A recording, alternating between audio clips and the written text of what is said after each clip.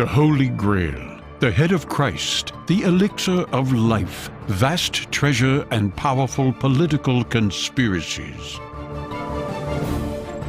All of these and more are part of the tale of that enigmatic warrior brotherhood we know as the Knights Templar.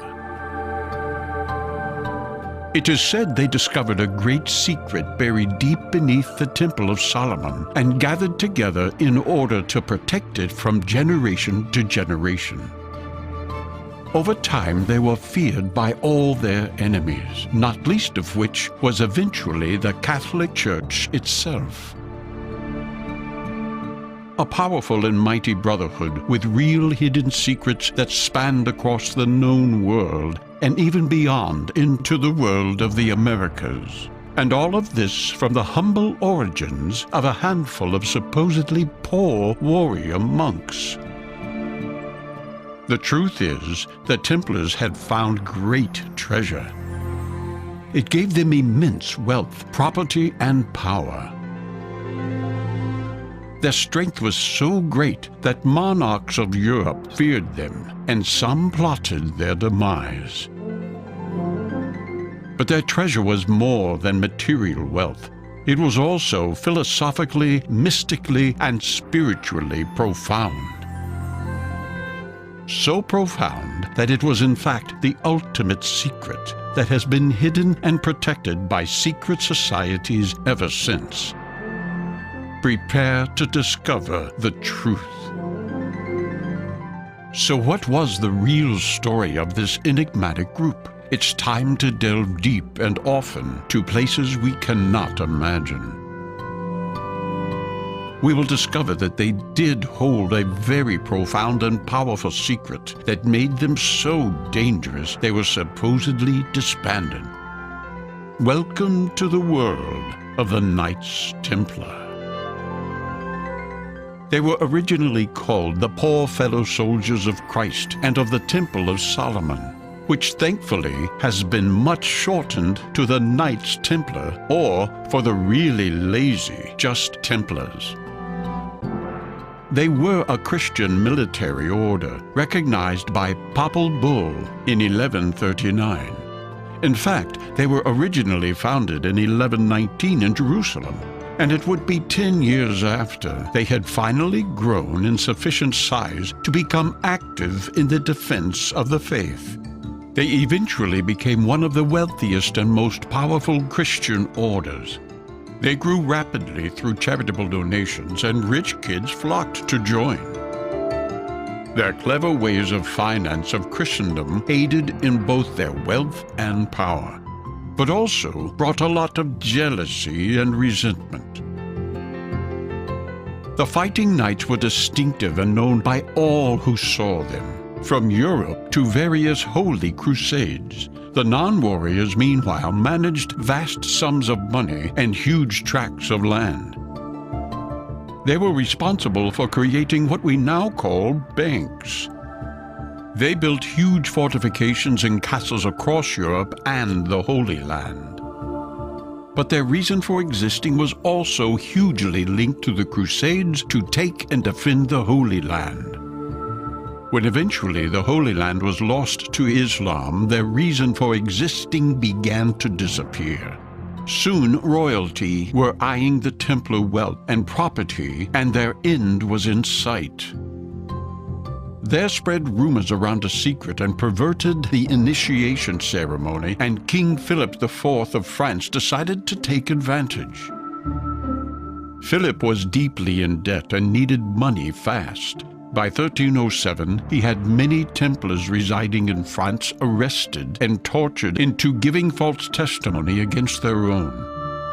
Many were burned at the stake. Others fled or joined other orders. By 1312, Pope Clement V officially disbanded the order under pressure from the French king.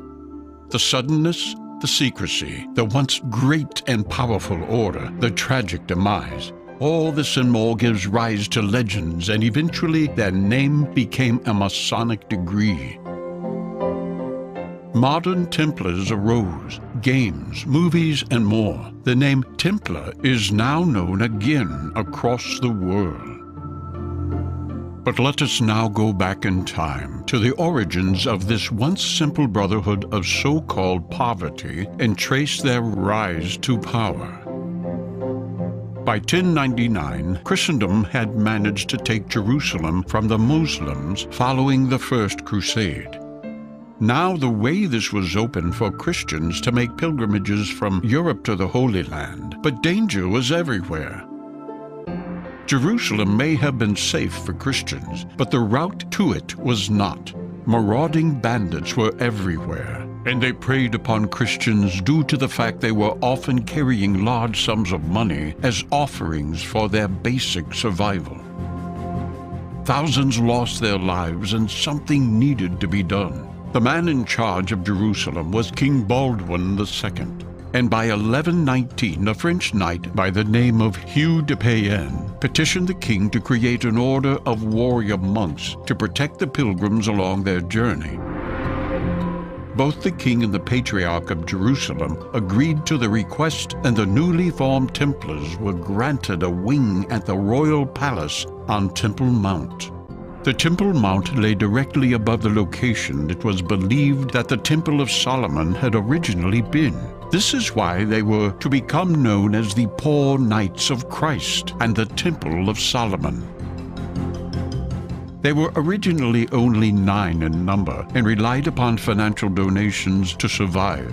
Indeed, their symbol of 2 knights upon 1 horse indicates their poverty. But such poverty was soon ended. They found themselves a powerful ally in Saint Bernard of Clairvaux, who himself founded the White Monks of the Cistercian order. Through Bernard, the status of the Templars rose and rose until they were soon officially recognized by the Church. Now they had official status, the money started to roll in from across the Christian world. Donations of land and property followed swiftly, and so did volunteers from wealthy families who each brought more wealth. In 1139, the Pope himself decreed that the order was exempt from all local laws. This simply meant that they could wander freely through Christendom without paying taxes, and nobody dared to argue, for they carried the seal of the Pope himself. Their power and strength grew, and soon they were the go-to people for any battle. During the Crusades, their might was used to shock the enemy into submission. Their highly trained battle techniques, heavily armed horses, and legend would strike at the heart of the enemy. In turn, the very sight of them charging would give added impetus to the Christian soldiers behind them. Such was the power and skill that in 1177, at the Battle of Montcassard, 500 Templars and a few thousand infantry defeated Saladin's massed army of 26,000 soldiers. As Bernard of Clairvaux would say, a Templar Knight is truly a fearless knight and secure on every side. For his soul is protected by the armor of faith, just as his body is protected by the armor of steel. He is thus doubly armed, and need fear neither demons nor men.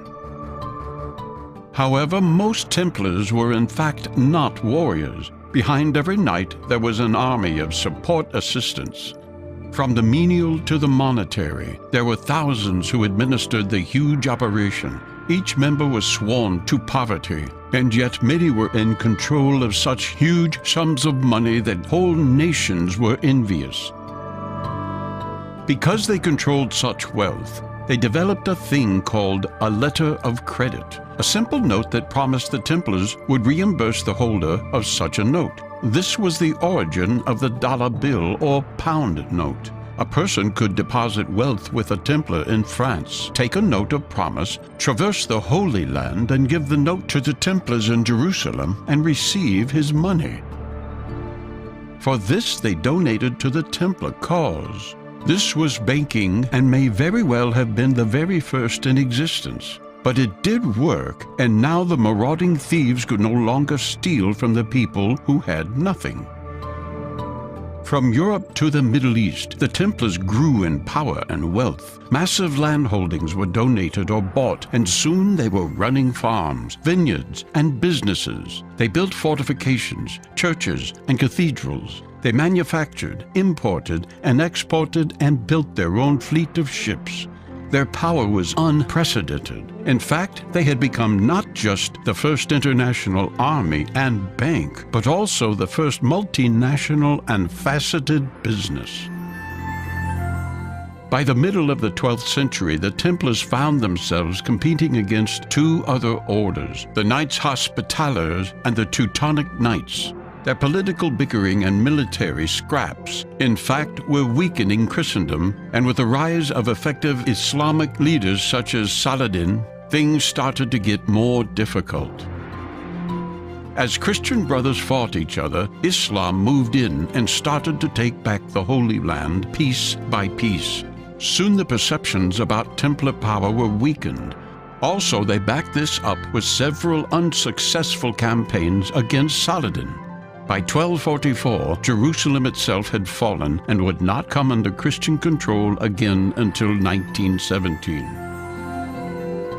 It was the start of a slippery slope until Friday the 13th, 1307, when eventually the Templars were arrested for heresy and, following confessions, burned at the stake.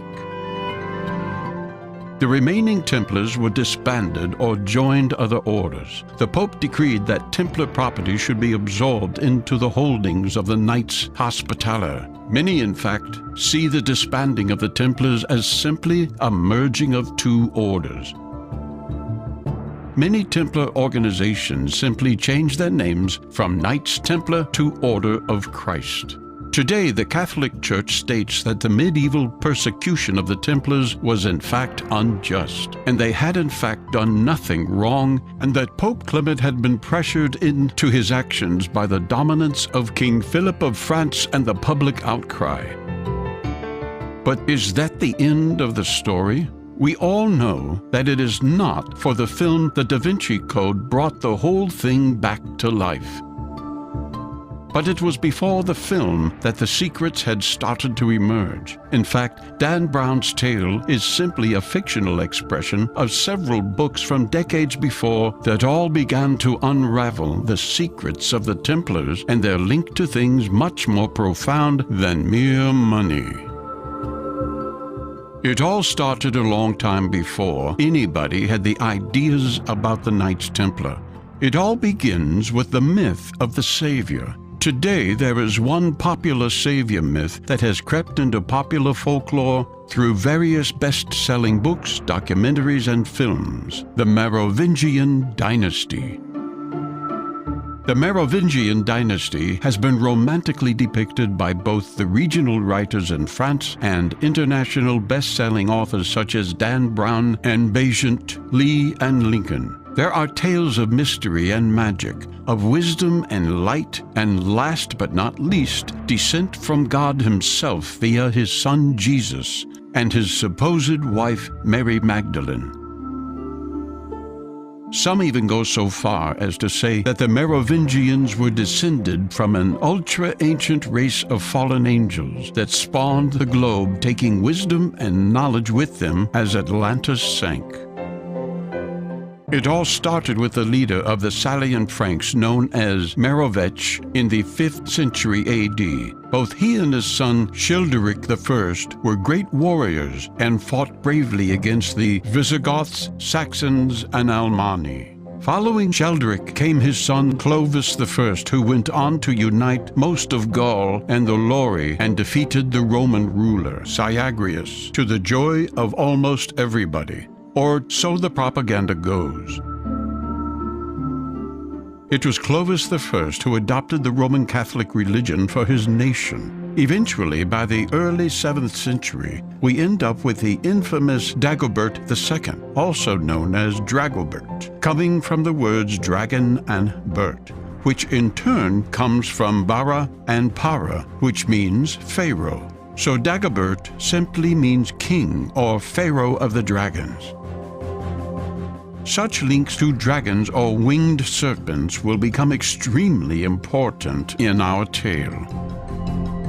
Dagobert is said to have visited Ireland, a home of serpent worship, and is also said to have married at Rennes-le-Château, where incidentally a ritual skull was found which had a hole in its forehead. Still today, Masons worship the head or skull of Dagobert, calling it Mahomet, much like the head the Templars were accused of worshipping, called Baphomet.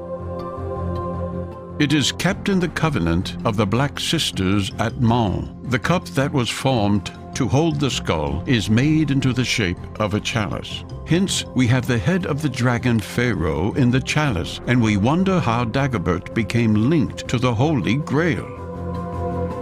But who is Dagobert and where did he come from? What makes him so important that his skull should be turned into a grail and even eventually worshipped by the Masons, the modern Templars? The year 469 AD and the Roman Catholic Church makes a pact with Clovis I, king of the Franks, giving him the title New Constantine as a thank you for becoming Christian. This was the beginning of the Holy Roman Empire, which was hoped to last forever, but it did not. By the year 800 AD, the empire was threatened. Dagobert II was the French king from the supposed Grail, Merovingian bloodline, and was the last of the Merovingian kings to hold the title the Holy Roman Emperor. These Merovingians were said to be a dynasty of Frankish priest kings with magical powers derived from their long red hair and the special birthmark between their shoulders of a red cross. This symbol would eventually be used by the Templars on their white cloaks. Obviously, the Christians spread rumors of witchcraft and various other misdemeanors because Dagobert was seen as a threat. After several years spent away from his Frankish kingdom, Dagobert returned from Ireland in 679, but there were problems with the mayors of the palace.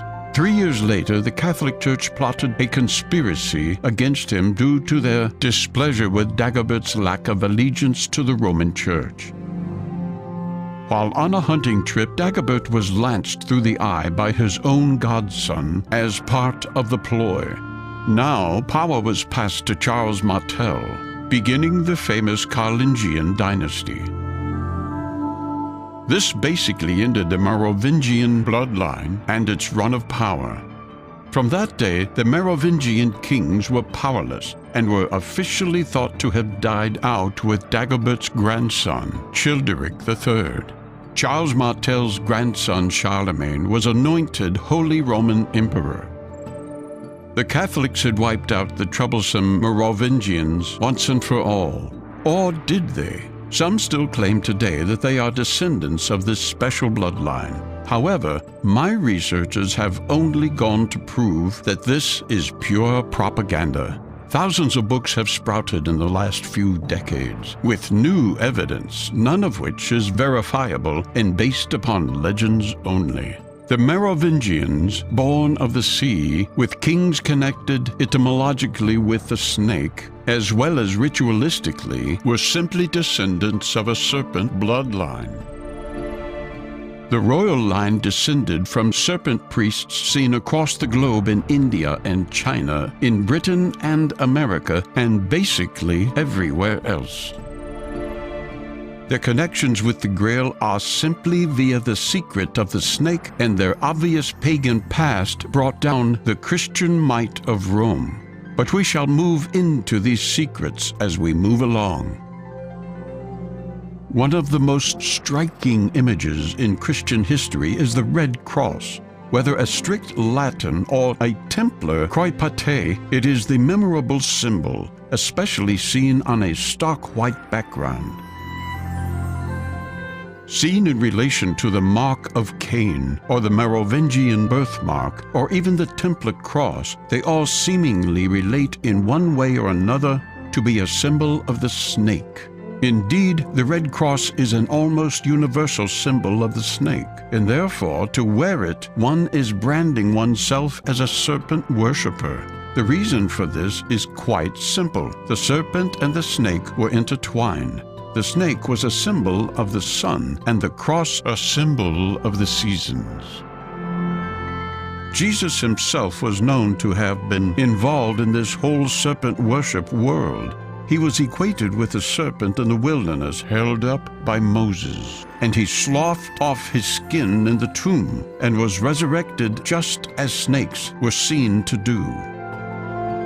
The Rosicrucians, obviously meaning the Rose or Red Cross, were a strange esoteric secret society of alchemists and spiritualists. Linked inextricably to the Masons, Templars, and others in the story of the Grail, they have been greatly debated and researched.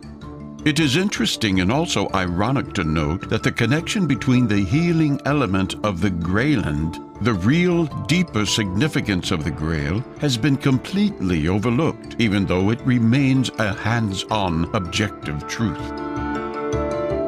When the Templars were supposedly terminated in 1307, and the Grand Master of the Order, Jacques de Molay, was burned at the stake in 1314 AD, it is said that Molay cried from the stake that his persecutors, Pope Clement and King Philippe of France, would join him within the year.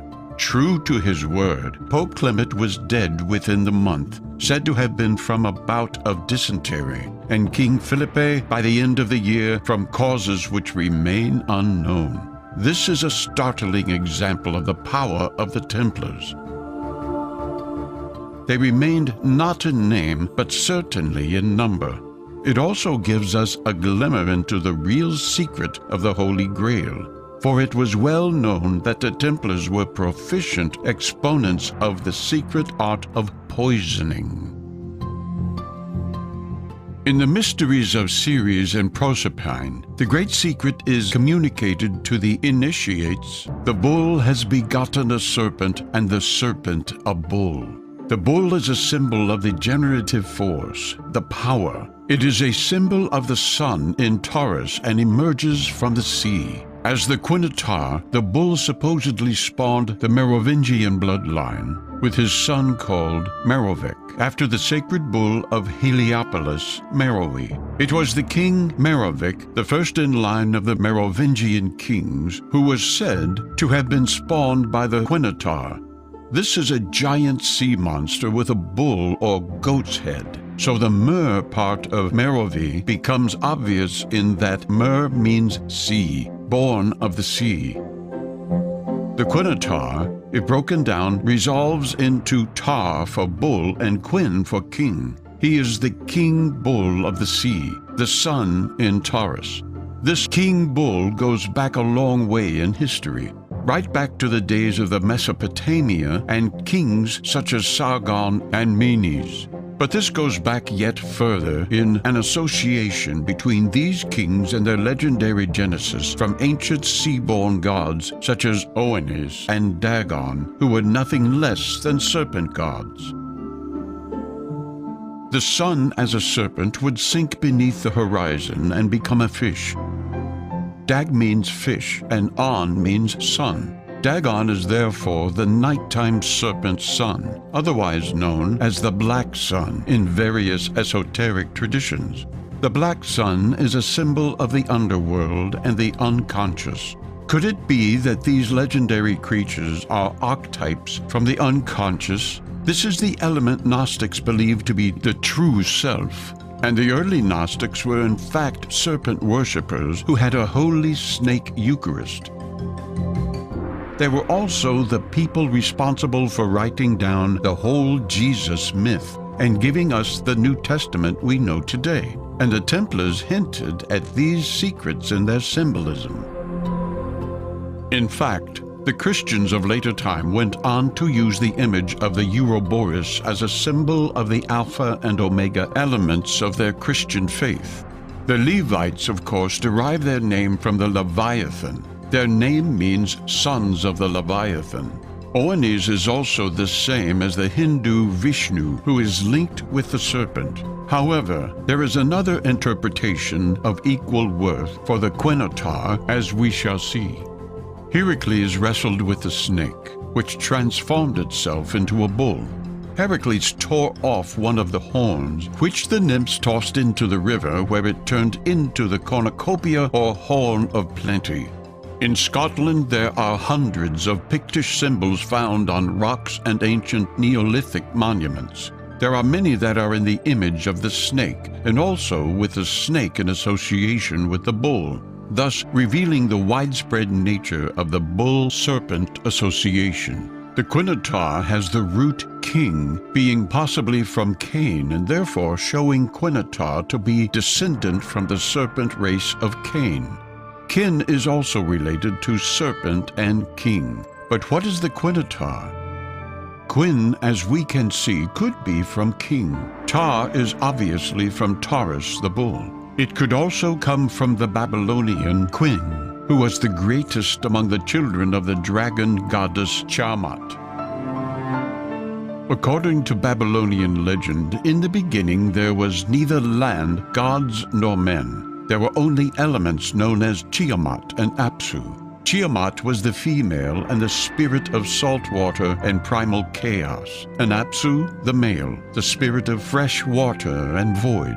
Tiamat is depicted with scales and a serpent body with legs, with horns on her head. The union of these two gods produced all the other gods, including the greatest among them, Quin. The Quinatar was a mythical sea beast, said to be half bull and half fish, or dragon serpent. This could very easily be the indication of Taurus going into Pisces and a message of the stars. However, according to author Crichton Miller, the sign Aries has been deliberately removed or left out of the name in order to claim that their bloodline stretched back to the end of the age of Taurus.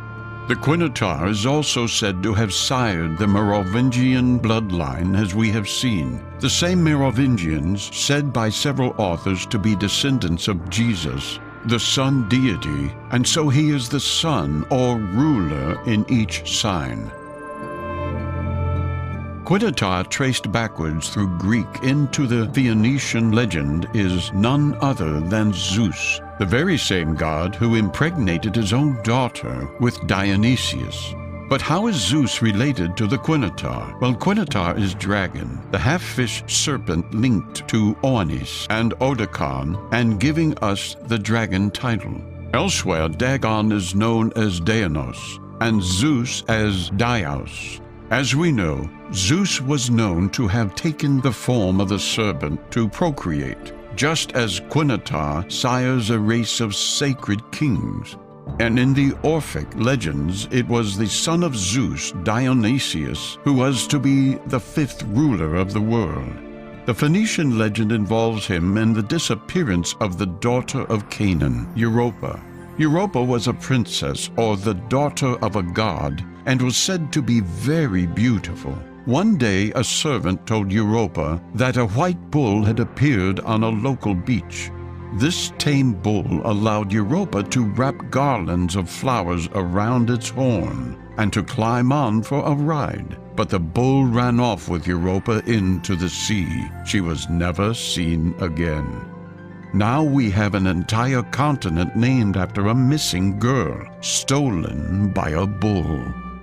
All of this is beginning to sound very strange, and on the face of it, none of this ought to relate. But please stay with it a while, as all will become clear.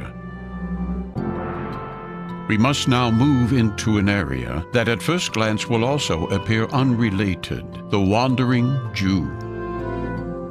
A myth mainly from the Middle Ages of a Jew said to have lived at the time of Christ and to live forever. Apparently, according to the Christian additions to the myth, he offended Christ on his way to the cross and was therefore cursed to walk the earth alone until the end of time.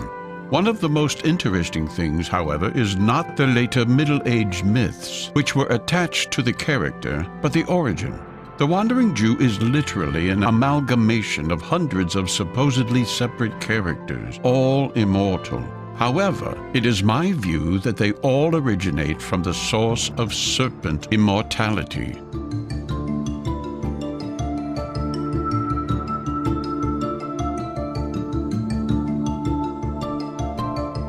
The modern myth probably comes from a character called Malchus, who strikes Jesus in John 18:20 and gets the curse of immortality. However, in Matthew 16:28, there is also the disciple who Jesus infers immortality upon. There be some standing here which shall not taste of death. Note that Jesus, however, says some. There were indeed several characters that Jesus bestowed earthly immortality upon, and not as a curse, but as a gift. There is also one named Samari, who in the Quran is cursed with immortality by Moses, the wielder of the serpent Caduceus.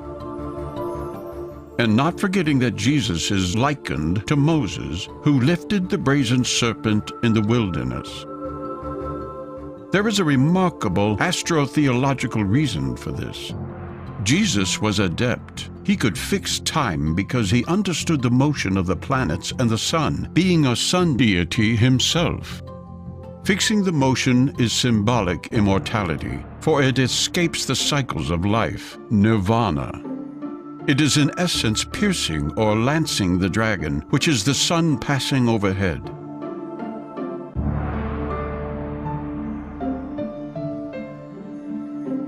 The wandering Jew, therefore, must be somebody who understands the power and has fixed time, albeit symbolically. But there is also more to this character. There are always more levels of understanding, more levels of heaven. The Grotto della Sibella, which is said to be in the Umbrian Mountains and was mentioned in the medieval period romance, Mako is mentioned as having been turned into a serpent by the enchantress called Sibylla, who is connected to the healing serpent. This Mako is the wandering Jew in serpentine form, the same wandering Jew who sheds his skin. Malchus is also known as Ahasverus or Butideus, and in the myth it was a porter that Ahasverus struck Christ and mocked him for walking slowly. Jesus told him to wait for his return, which of course never happened, and so Ahasverus lived still. Later Christian editions indicate that he repented of his sins and became a Catholic, which is obvious propaganda. However, and what is most extraordinary, he is said to grow old in the normal way. But when he reaches the age of 100, he sheds his skin and rejuvenates to the age of 30, which can be more like the tail of the rejuvenating snake, and to the sacred age of 30, which is the age of illumination and the same age as the degrees between each and every zodiacal sign. The wandering Jew is also likened to Cain, the father of the serpent race, whom is said wanders the earth as an immortal, as the Lord put a mark upon him so that none would hurt him, the same mark that the Merovingians carried and would later adorn the robes of the Knights Templar, a blood-red cross. Now, some of this information may seem to have very little to do with the Templars, but the truth is simple. The Templars are linked to all of these esoteric concepts and more. They are the alchemists, secret orders, Gnostics, and indeed, they are the wandering Jew personified. The origin of modern occult secret societies is with the Knights of the Temple. Look deeply into most ancient cult secrets and you will be looking into the world of beliefs the Templars came up against, learned, and absorbed into their fold. The end result, of course, being one of the most powerful secret societies on the planet, the Freemasons. Indeed, one of their hand gestures is the symbol of the horned god himself. The wandering Jew and the horned god are intertwined in their legends.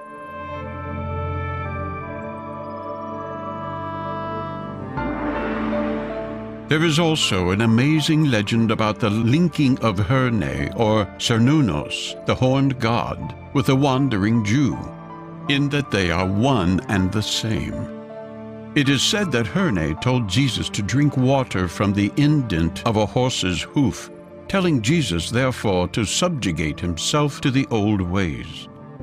From Pashupate to Pan, the horned god is seen throughout history in connection with the secret of the serpent. It is Pan who kicks open the cister of the Bacchus, revealing the serpent from within.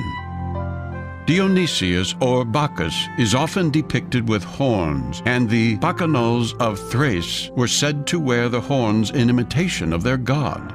Even Zeus, who transformed himself into a serpent to bring Dionysius to life, was often depicted as having horns. The horns are thought to signify the solar aspect of the god, the life-giving aspect. They are also symbolic of the bull, which is again a solar symbol of the son of Taurus. The goat is also associated in terms of animals and horns with the serpent, as Dionysius is often manifested as a goat. Indeed, the awakening of Moses is symbolized by horns or shining forth. This, the same Moses who wields the caduceus staff and raises the brazen spirit of healing for Yahweh in the wilderness, a point not lost on 1st century AD medallions which show Jehovah as a serpent. The horns that emerge as the enlightenment aspect of the serpent, the shining or illumination one gains from the processes known as Kundalini or other similar methods. They are symbolic representation of what occurs inside the head.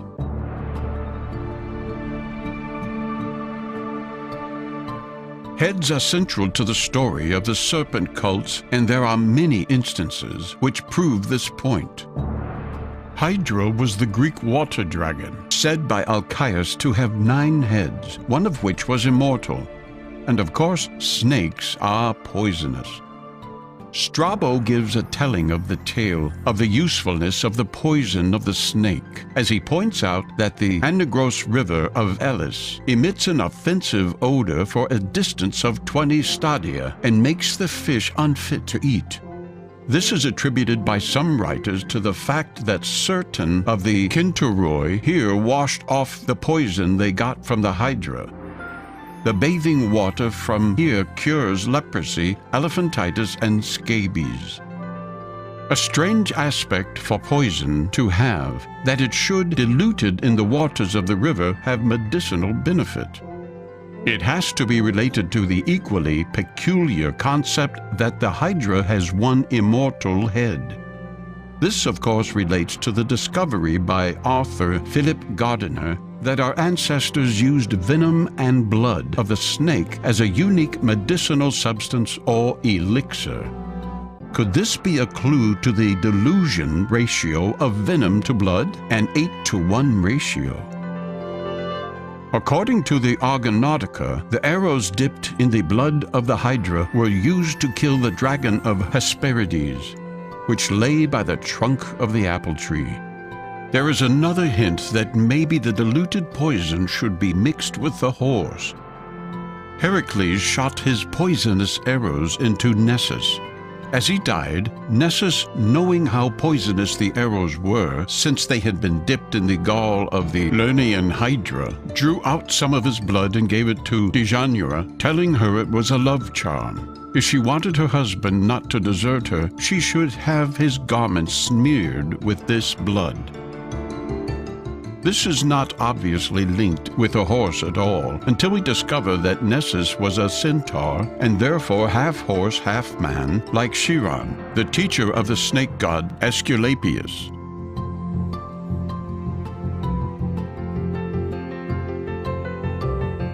Let's just sideline a moment and look at the horse. The etymology of the horse is strangely linked with the snake, and it is an amazing trip through the mythologies of the world to discover the secret of this association. The word nag is now synonymous with the horse, but it comes from the Middle English nage, which itself is a derivation of the word snag, snagga or snecka, which is snake. This relates strongly back to India, where the word used for snake was naga. Here, alone in language, we have this particular mixing between the snake and the horse, which has occurred over a vast period of time and is yet still observable today. The horse, without doubt, is not only linked with the serpent, but also the sun, as we would expect. In Gaulish, coins there are representations of the serpent under or over a horse, said to be a symbol of the sun god. In fact, in the Bible we have Jesus, the sun god, riding or on top of the ass or horse as he rides triumphantly into Jerusalem to death and then a new life. The pattern of the sun each day. However, there is a remarkable scientific reason for this association. In order to produce anti-venom, non-lethal doses are injected into horses over a period of time. The horse naturally builds up antibodies specifically designed to neutralize the venom.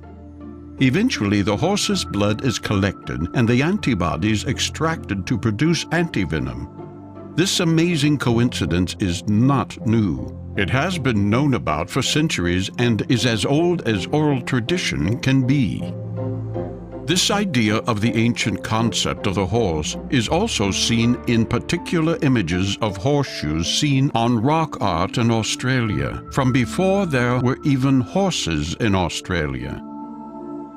Getting back now to the concept of the head and its association with the serpent, we find the Greek god Pan, seen by many scholars as one of the progenitors of the horned god, found in so many places around the world. According to many sources, his father was Hermes, the welder of the Caduceus. Other sources have him as the oldest god of all, older even than Zeus. At Cirencester, England, this horned god is depicted with two snakes rearing up, replacing his legs in a similar fashion to images of Dagon. In Greek legend, there is Dionysius, who is equated to the other horned gods as the god of animals and hunting, the same Dionysius who I found elsewhere to hold the chalice or elixir. There is also a female version of the horned god in Amalthea, the goat nymph goddess. She was the glorious nurse of Zeus and Pan. Zeus took one of Amalthea's horns and gave it to the nymphs. It became the horn of plenty, a precursor to the Holy Grail. Upon Zeus becoming the Lord of the universe, he set Amalthea's image among the stars as a Capricorn, which has a fish or serpent's tail. On frescoes in the Roman catacombs, the ancient pagans drew images of the sea-goat carrying the caduceus, therefore linking the horned god with the healing and wise elements of the serpent.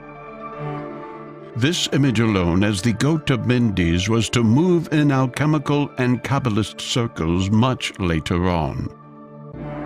The wandering Jew and the horned god Osiris and Dionysus all are synonymous with the now infamous Greek man.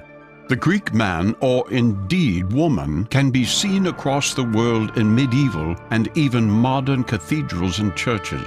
In fact, there are thousands of green men and women across Europe. These depictions are ancient and have the distinct pagan origins.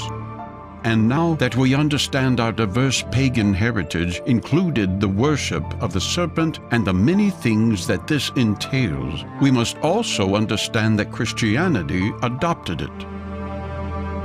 The green man is the fertile god of nature, the god of life, and is therefore only fitting that he is a consort and a female version of equal status. The fact that there is less female green deities poking out of stone trees from the church wall is simply because Christianity took on the paternal aspects of the Jewish religion. In truth, a rich, fertile, and active nature simply had to have a dual nature of male and female and mirror the life of those on our plane for existence. But what are the origins and meanings behind this peculiar little character? Could it be from the idea of the time of Moses that the area of snakebite turned green? The green man or woman was therefore not necessarily green due to the foliage, but may have been due to the idea that he, she was immortal due to the healing venom of the snake. El-Kidri is the Arabic term meaning green, and is said by some to be linked to the infamous Sumerian Gilgamesh. Gilgamesh, in one epic tale, tried to find the herb that brings eternal life, the Elixir, but a snake steals it while he is taking a bath. Gilgamesh is also the one who cut the chalupu tree, which is surrounded by serpents at its base. He takes the tree to Inanna, but keeps the rootstock where the snakes had been and makes the magic wands, Miku and Puku, said to be progenitors of the serpent rods of Moses and Aaron. El-Kidr is also equated with St. George, the wandering Jew, Elijah, Moses, the one with the serpent staff, Melchizedek, the longest-lived person in the Bible, Dionysius, and the Druze say that El-Kidr is John the Baptist, which is interesting when we consider that Lady Raglan and Sir James Fraser pointed out that human representations of the Yer King and Queen, or green man and woman, were usually decapitated and then hung on a tree, as John is decapitated and Jesus is hung on the tree. This, of course, makes John and Jesus two aspects of the same thing. El-Kidr is said to be immortal, as he drank or fell into the well of the water of life. He is wise as a serpent, and several Sufi orders claim descent and initiation via him. With connections to Islam, we have to ask, did the Templars have any idea about El-Kidr? Was he the head they were accused of worshipping, known as Baphomet? El-Kidr is also linked by some to Al-Qaid, the Muslim star in the tale of Ursa Minor, behind the head of Draco. The color green is something seen often in folklore, myth, and legend, and strangely, it always seems to have some relationship with our tale here. Guinevere, the serpent-connected Queen of Arthur, is said to have green or emerald robes. Sir Gawain is the Green Knight. Wolfram von Eisenbach's Parzival, linked strongly to the Templar tale, has the hermit Trevisan with green reliquary.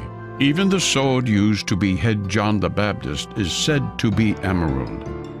Ancient Druids, neophytes, and the fairies were said to wear green, and as we know, green is a distinctively fertile and vegetative color across the world.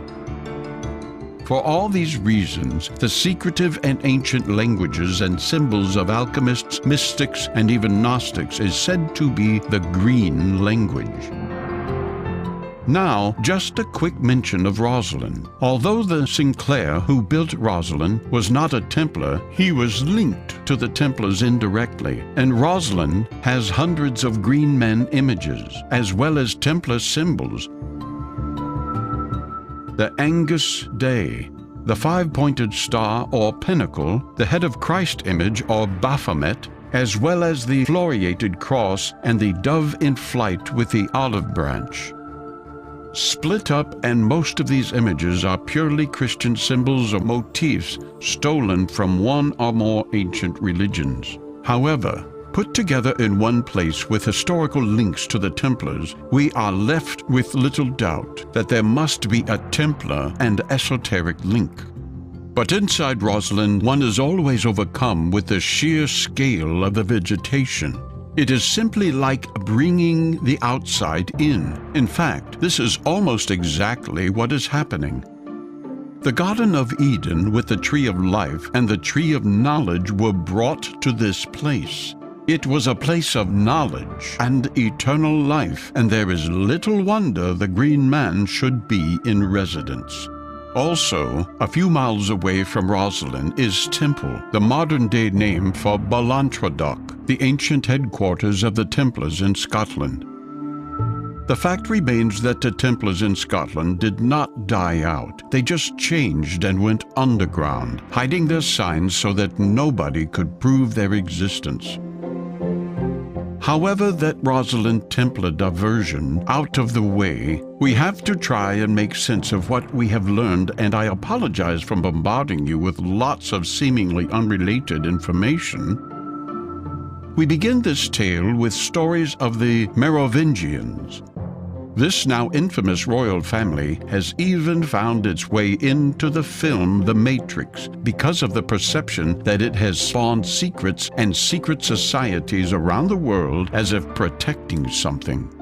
This whole mythos has in fact become one of the best money spinners in the literary and film worlds. We are fed little bits of information, most of which is an outright scandalous set of lies created to bolster theories that simply do not hold water, and all the time we are forced away from the simple historic truths which underpin the balderdash spoken.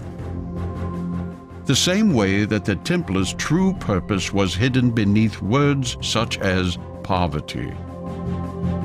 There is no relationship between the supposed lineage of Jesus and Mary to shapeshift reptiles. There is no lineage except that created in the mind of man.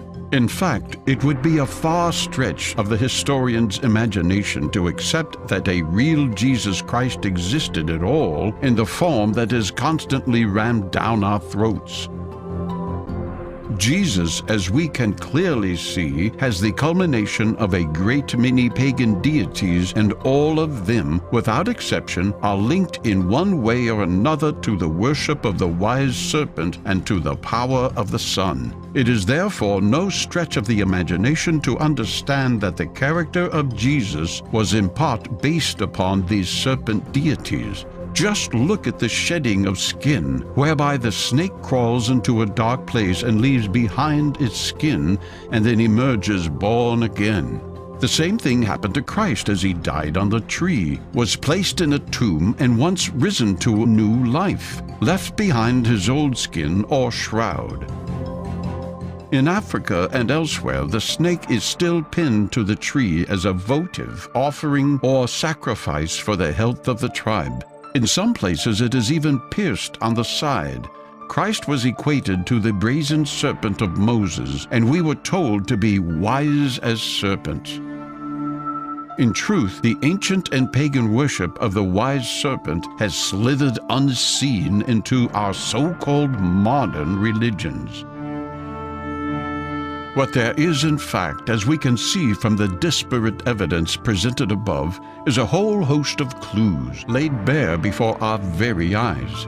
All we have to do is eradicate the preconceived thoughts that are in our minds. These thoughts were placed there at Sunday school, in textbooks, from the silver screen, or indeed from now imposing internet. Try to break a boundary here with me for a moment. Imagine, if you will, a world that holds no mystery. No, this isn't the beginning of a John Lennon song. It is a serious attempt to alter our perspective. Imagine that there are no ghosts, no aliens, no Loch Ness monsters, or Bigfoot. Just imagine that man has simply evolved over vast periods of time and to a point where he suddenly or slowly became conscious of the world around him and his own place in it. It's like looking at a monkey and watching it as it looks around, picks up a few things, and then something comes into its mind and it is startled. We can see in its eyes and actions that it is scared to death. It has suddenly realized that it is sentient and quite separate from the world around him. He looks at the other monkeys now with an austere gaze and pities them. But he is also very different now, and so takes himself away from nature and begins to use the world around him for the products it can supply. Gradually, like a baby, his mind tries to work out how everything is put together and how to take them apart.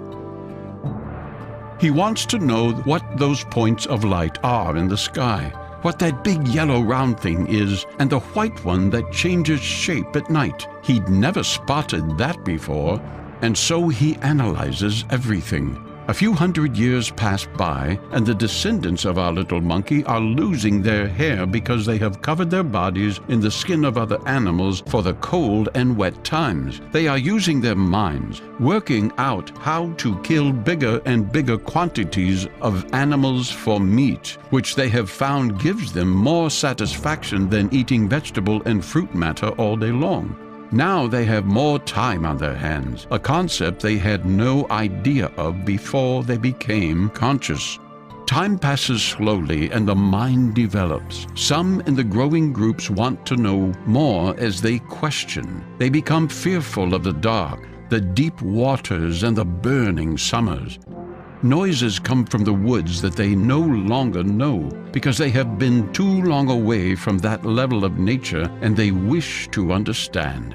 The new world of the stars, sun, moon, raging waters, reflections, and death, all must be explained or avoided. For thousands of years, these new men experiment with the natural world and discover all kinds of cures and even mind-altering drugs. Then one crippled little monkey man takes some strange-looking mushroom, and in his own mind he disappears into another world, a world that the new consciousness becomes aware of as the unconscious world of imagination. But these concepts are not yet born, and so this other world is real, very real. And when the monkey man returns, he tells the others of his vision trip. He is also adamant in his belief that others try the process too and experience archetypal visions, and so also believe the process to be real. They see spirals and strange serpentine shapes that modern research has proven to be at the deepest level of our psyche, and so when awake they spot these shapes all around them and see the snake disappear into the other world and emerge with a new life. It is a special animal, more special than all the others. Years pass, and we now see large wooden buildings, circles of trees and pathways, all mirroring these other worlds. Pictures are painted on these structures and inside caves of the wonderful otherworldly visions. Men and women have been chosen to access these worlds for the rest of the growing tribe, and they become healers and guides, medicine men and priests. All around, they paint and carve images of snakes, and folklore erupts with tales of their ways. These new priests take a name, Serpent priests and Shining Ones, and very soon they are even forming their own child's head into the elongated shape of a snake. It is not fanciful imagination. This is not aliens or beings from other dimensions. This is hard archaeological and historical fact. The evidence is there. We zoom forward to the 21st century, and what do we find? Modern myths of saviors and Christmen who can access other worlds. Tales of green men and immortal she-man like semi-deities, and now stone buildings and beautiful depictions of myths that stretch back in time to our ancient monkey man who sat one day and almost fell off his perch when he realized what the hell he was. We also see another myth forming. These Merovingians are said to be a dynasty of Frankish priest kings with magical powers. Now cast your mind back to a dark age of humanity and the emerging medieval period. The folk of Europe blindly follow a myth created in the Holy Land by some wise monkeys called Gnostics. A take of a man who was the Son of God. It is all taken so literally, so simply, but life is hard. Death and pain are everywhere, and the idea of a crusade comes forth to go and save souls in the Holy Land. In battle and death, suffering men can find atonement for their sins and a glorious life in heaven. And so in their thousands they depart and battle the might of Islam. They take the holy city of Jerusalem, but along the way, men with minds meet and communicate with holy men from other faiths.